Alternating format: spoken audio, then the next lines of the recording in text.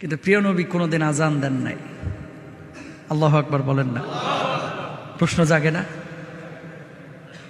যে আজান দিয়ে মানুষকে নামাজের জন্য ডাকা হয়, এ আজান নবীজি কোনোদিন দেন নাই? কেন হুজুর?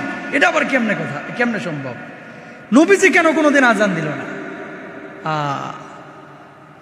আল্লাহর নবী স্পেসিফিক নিজে কোনোদিন বলেন নাই এই কারণে আমি আজান দেই নাই, কিন্তু মুহাদ্দিসিনরা যারা গবেষক ওনারা রিসার্চ করে কয়েকটা বিষয় বের করেছেন এবং এটাই বাস্তব। এই কারণে নবীজি আজান দেন নাই। শোনেন, তারাবির নামাজ যদি নবীজি প্রতিদিন 20 রাকাত পড়তেন, এটা ফরজ হয়ে যাওয়ার সম্ভাবনা ছিল, ঠিক কিনা? নবীজি যেটা নিয়মিত করতো সেটা কি হয়ে যাইতো?